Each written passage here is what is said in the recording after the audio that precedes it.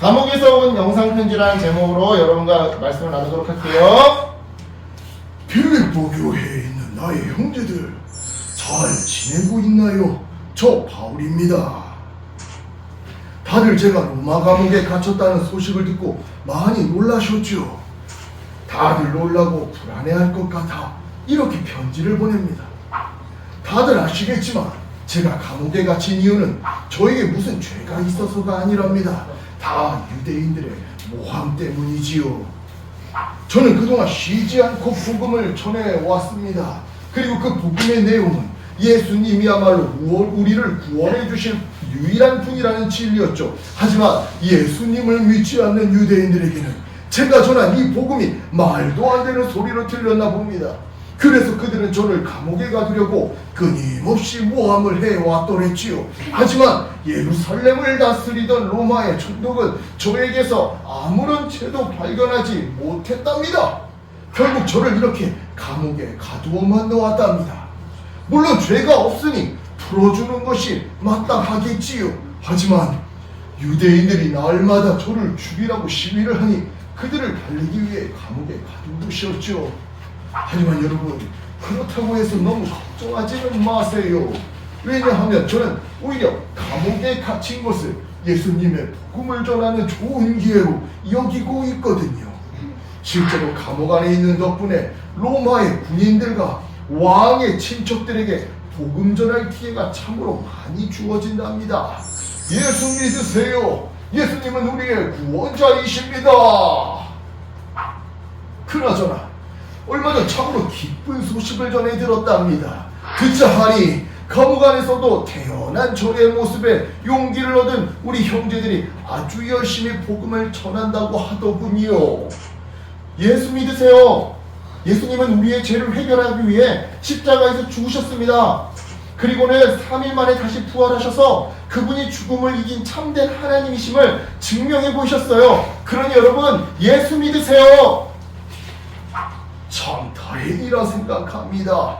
만약에 우리 성도들이 제가 감옥에 갇혔다는 소식에 슬픔에 빠져 두려워하고만 있었다면 아마 제 마음이 무척이나 속상했을 것 같아요. 그런데 제가 감옥에 갇힌 이 고난을 통해 오히려 여러분이 더 확실히 주님을 믿게 되고 한 발 더 나아가 담대하게 복음을 전하고 있다니 정말 기쁠 수밖에요. 그런데 말입니다. 요즘 들어 복음을 전하는 사람들 중에 선하지 않은 마음으로 복음을 전하는 그런 사람들이 있다고 하더군요. 투기와 분쟁으로 말이죠. 아무래도 이 사람들은 정말로 사람들이 구원받았으면 좋겠다라는 순수한 마음으로 예수님을 전한다기보다 자기의 지위와 명예를 더 받고 싶어서, 더 얻고 싶어서 하는, 그러니까 사람들의 인기와 그 인기를 통해 부와 명예를 얻으려는 의도로 예수님을 전하는 것 같은데요. 허나 그 역시도 단점과 함께 장점도 있는 것 같습니다. 어찌되었든 인기를 얻고 싶은 사람들이 열정적으로 예수님을 전하다 보니 그로 인해 예수님의 복음이 더 많은 사람에게 전해지고 있으니 말이죠. 이건 분명 장점이겠지요. 한편 이런 사람들과는 반대로 또 어떤 사람들은 순수한 마음으로 복음을 전하고 있다고 들었어요. 정말로 자기 이웃이나 가족이 구원을 얻을 수 있도록, 그리고 그 덕에 많은 사람들이 진리와 진실을 알게 되어서 저 바울이 누명을 벗고 하루빨리 감옥에서 나올 수 있도록 열심히 복음을 전하고 있는 그런 사람들인 거죠. 참 고맙고 감사한 사람들이랍니다. 여하튼 이처럼 투기와 분쟁으로 복음을 전하든 착한 뜻으로 복음을 전하든 이 모든 경우에서 저는 진심으로 기쁘고 또 기쁘답니다. 어떠한 방식이 되었든 예수 그리스도의 복음이 많은 사람들에게 전해지고 있으니까요. 저는 복음이 전해져 많은 사람들이 예수님을 믿고 회개하고 돌아오고 있는 이 상황 하나만으로도 충분히 감사하답니다. 물론 그렇다고 해서 새롭게 예수님을 믿게 된 사람들이 여론을 움직여서 사람들의 의견을, 대중들의 의견을 움직여서 그 결과 제가 감옥에서 나오는 그런 일들은 아직 벌어지지 않았습니다. 그러다 보니 누군가에게는 제가 감옥에 있는 것이 매우 부끄럽고 창피한, 그래서 피하고 싶은 일처럼 느껴지겠지요. 생각해보세요. 여러분의 목사님이 하루아침에 감옥에 갇히게 되었어요.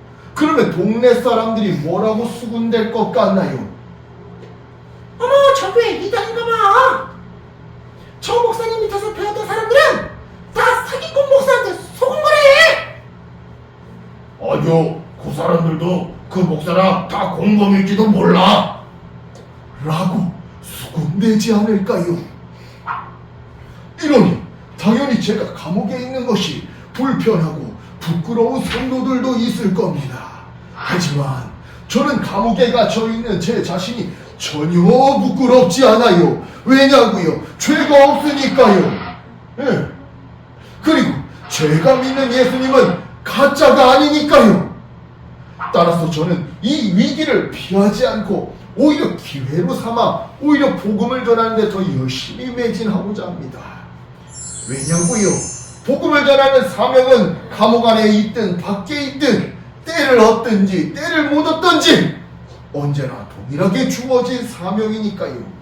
그러니 지금은 오히려 감옥에서만 만날 수 있는 군인들과 재판장에서만 만날 수 있는 왕족들에게 열심히 복음을 전하면 그만입니다. 그러다가 언젠가 감옥에서 나가는 날이 온다면 그때는 북유럽 전역을 자유롭게 이동하며 복음을 전할 수 있겠지요. 물론 저의 이런 기대와는 반대로 이렇게 평생 감옥에서 지내다가 죽을지도 모릅니다. 하지만 그렇다 하더라도 저는 정말 괜찮아요. 왜냐하면 저의 죽음을 통해서도 예수님을 전할 수 있기 때문이지요. 생각해보세요. 죄가 없는 제가 억울하게 감옥에 와 있다는 그 이유 하나만으로도 빌립보 교회 성도들이 이렇게 열심히 복음을 전하고 있는데 제가 죽으면 얼마나 더 열심히 복음을 전하겠습니까? 마치 그 옛날 대한민국의 민주화 운동 당시에 몇 사람이 억울하게 죽었을 때 사람들이 겁을 먹기는커녕 우리도 어디 한번 죽여봐라 하면서 더 많이 거리로 쏟아져 나와 정의를 외쳤던 것처럼 저의 죽음은 그냥 개죽음으로 끝나지 않을 겁니다. 천도에 대한 사람들의 열정을 더욱 불타게 만드는 불쏘시개가 되겠지요. 이런 이유 때문에 저는 감옥에서 나가든 못 나가든 살든 죽든 어떤 상황에 있든 예수 그리스도의 복음을 전할 겁니다. 그러니 여러분도 여러분이 있는 자리에서 계속해서 복음을 전해 주었으면 좋겠어요. 실제로 여러분, 복음을 전하는 사명은 하나님께서 저에게만 주신 사명이 아니랍니다. 하나님께서는 예수님을 믿고 이미 구원받은 우리 모두에게 복음을 전하라는 사명을 주셨어요. 다시 말해 저와 빌립보 교회 성도들뿐만 아니라 제 편지를 목사님을 통해 듣고 있는 여러분과 여러분의 교회에게도 하나님이 동일하게 복음의 전도에 사명을 주신 것이죠. 그러니 이 사실을 기억하면서 어떤 상황에서도 흔들리지 않고 믿음에 굳게 서서 복음을 전하는 그런 우리 어린이들이 되기를 바라요. 제가 감옥에 갇혀서도 복음 전하는 사명을 잊지 않은 것처럼 복음을 전하는 것이 하나님께서 나와 우리 교회에게 주신 사명임을 잊지 않는 여러분이 되기를 바랍니다. 물론 복음을 전하는 사명은 쉽지 않은 게 사실이에요. 예수님을 믿는다는 이유로 주변 사람들한테 손가락질을 받을 수도 있죠. 하지만 하나님의 자녀라면 할 수 있어요. 하나님이 능력과 지혜를 주시니까요. 그러니 하나님의 도우심을 믿고 복음을 전하는 전도의 어린이들 되기를 예수님의 이름으로 축복합니다. 아멘. 기도할게요. 하나님 감사합니다.